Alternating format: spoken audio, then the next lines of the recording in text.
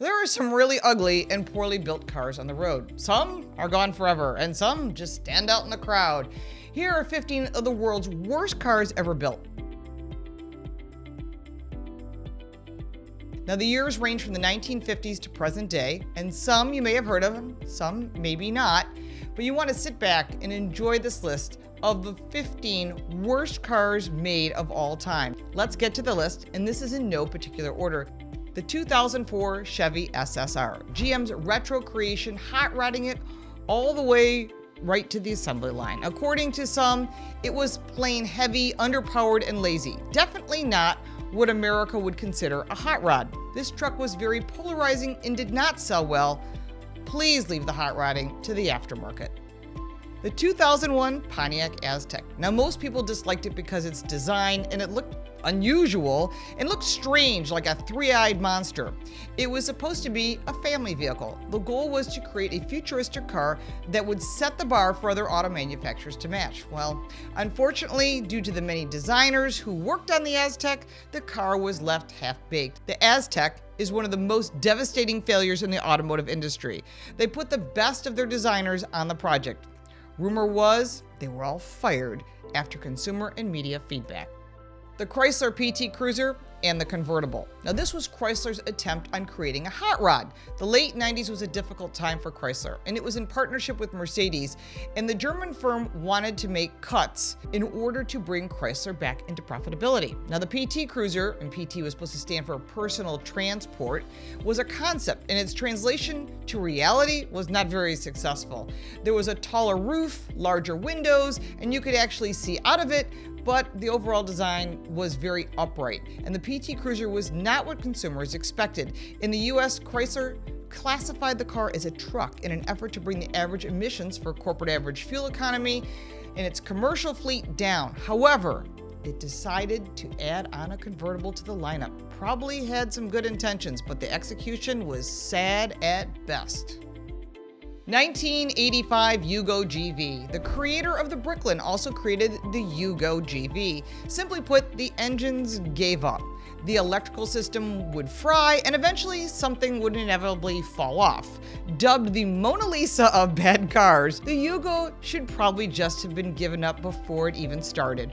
The car had the vision of offering the cheapest automobile in the United States. Unfortunately, it was also the worst, and the car was imported from Yugoslavia and sold in the United States for $4,000. In reality, it's worth around a tenth of that at that price. The interior was filled with too much plastic, and it was supposed to be cheaper, and we understood that. When an automaker fails in the luxury department, they make up that in performance sometimes. But Yugo failed in all aspects, and the car was blessed with a harsh and jarring driving experience, which made it even worse. Terrible steering, terrible handling, and it begs the question, Yugo or no go? I guess consumers answered that question. The Yugo is the butt of many jokes today.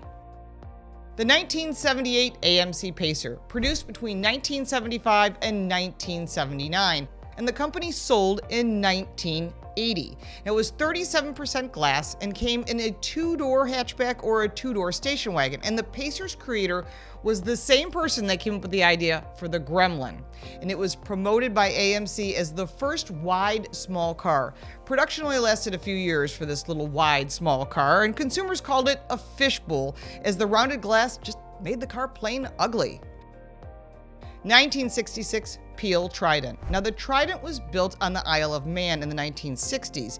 It was the world's smallest car, measuring 4 feet and 2 inches in length. And the Trident was an example of the futuristic bubble car like you would see in the Jetsons or in a cartoon. And it offered either 2 seats or 1 seat with a detachable shopping basket, and of course, it was a clear bubble top, which made it look like a UFO. It's cute for a museum at best.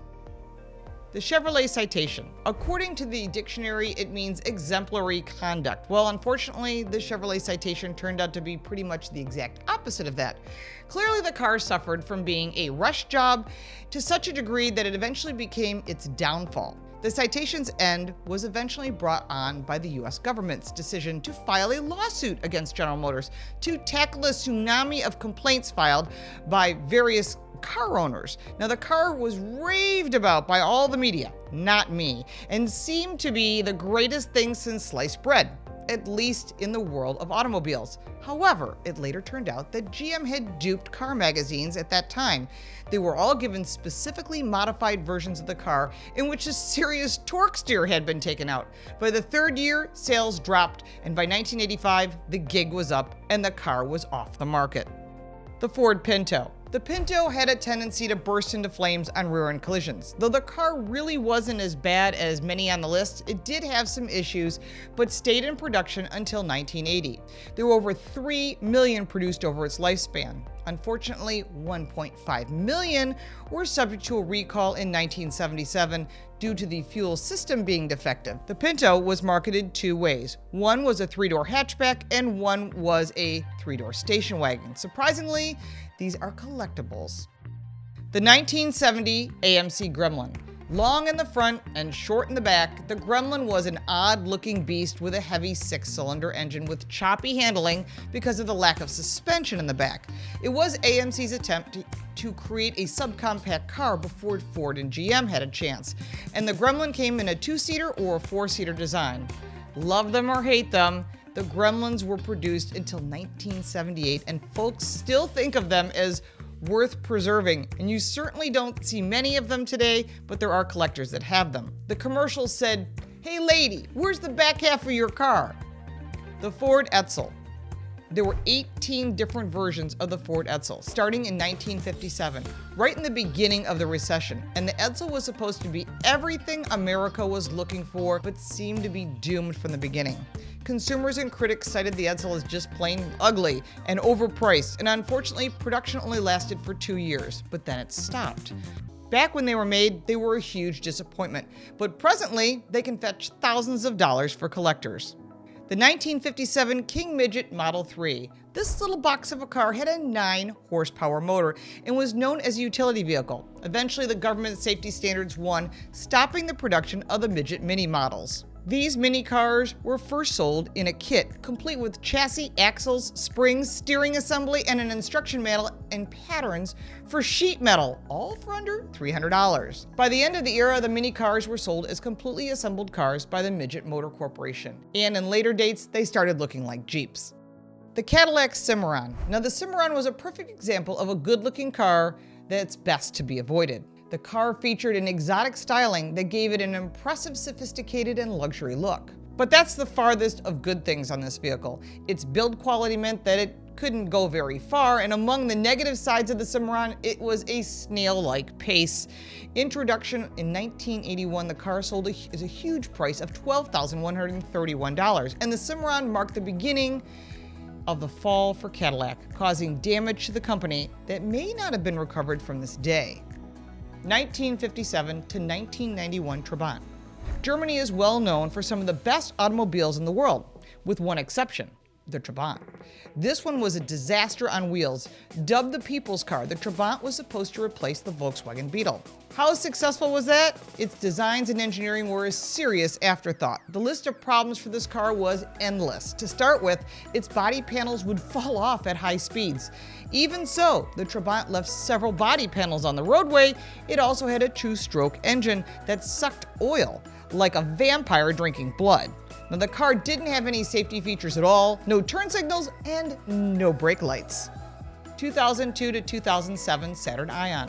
The Ion is quite yet another common player in the list of worst cars ever built.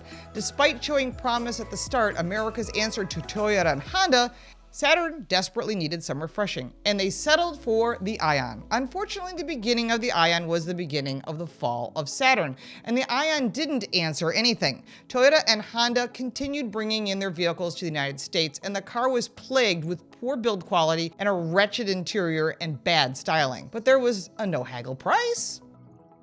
1973 to 1981 Reliant Robin. The car is the butt of countless jokes. The Reliant Robin was missing more than a wheel and will be remembered as one of the worst cars ever. The Reliant Robin was a 3-wheeled vehicle and borders on not even being a car at all. The Robin's basic formula had been the backbone of the Reliant car production since the company's founding in 1935. And this would be a hard pass for most drivers. If you want to see more videos like this, check out my website, carcoachreports.com, for more car smarts. I'm Lauren Fix for Local Now.